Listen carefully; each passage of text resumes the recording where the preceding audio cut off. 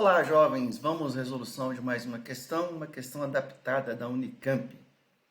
A questão fala de um experimento que foi feito quando se solta uma bola que tem uma massa conhecida, massa m, de uma altura h, uma certa altura, num local onde tem dois campos, um gravitacional e um elétrico. A experiência foi feita com duas bolas. Primeiro uma de massa m, massa mzinho e carga q. Depois com outra que tem uma massa 2m e carga Qzinho. Ele pede para a gente desprezar a resistência do ar, então está aqui a informação, desprezando a resistência do ar, e quer que a gente faça considerações aqui a respeito da velocidade dessas bolas imediatamente antes delas tocarem o solo, quer comparar essas velocidades. Então, para isso, a gente faz o seguinte, vamos representar as forças que atuam nessa bola. Tem a força peso, que é vertical para baixo, no sentido do campo gravitacional, e tem a força elétrica. Como a partícula é positiva, essa força elétrica também está no mesmo sentido do vetor campo elétrico. São as duas únicas forças que atuam sobre essa bola, uma vez que a força de resistência do ar é desprezível, ela inicia o movimento com uma velocidade inicial nula, diz que elas vão ser liberadas do repouso, de uma certa altura, que eu vou chamar aqui de h. Essas duas forças são as únicas forças, então elas constituem a força resultante, que de acordo com a segunda lei de Newton, é igual a massa vezes a aceleração. Então a gente tem lá o peso, que é mg, mais a força elétrica, que é o produto da carga pelo valor do campo, igual a massa vezes a aceleração. Vamos considerar que esse campo elétrico é constante, então o valor do campo, à medida que ela cai, é sempre o mesmo, assim como o valor de g. E a aceleração, então, vai ser mg dividido pela massa, mais q vezes e, também dividido pela massa. A gente pode simplificar aqui a massa e a aceleração, finalmente a gente chega nessa expressão, a aceleração igual a aceleração gravitacional mais QE sobre massa. Bom, o que a gente percebe aqui? Que todas as grandezas aqui são constantes, né? Vou escrever aqui essa carga aqui de maneira mais bonitinha. Carga constante, valor do campo elétrico constante, massa constante, G constante, então a aceleração é constante.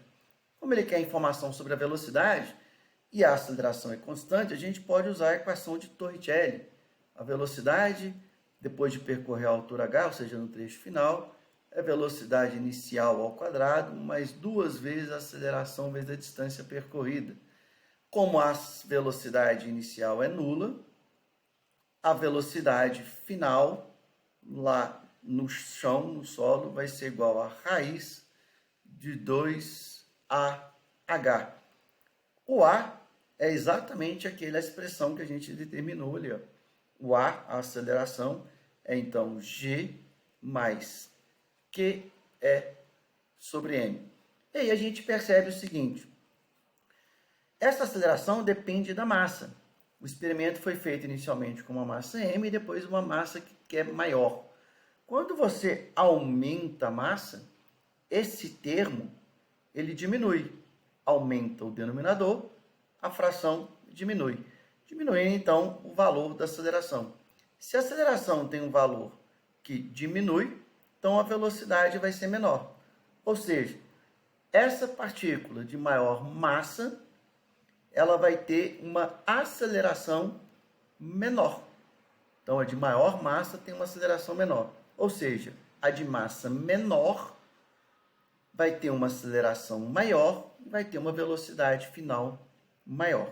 Então, se a gente analisar aqui, a alternativa D fala que antes de atingir o chão, a velocidade da bola de menor massa é maior que a da bola de maior massa, que é exatamente isso.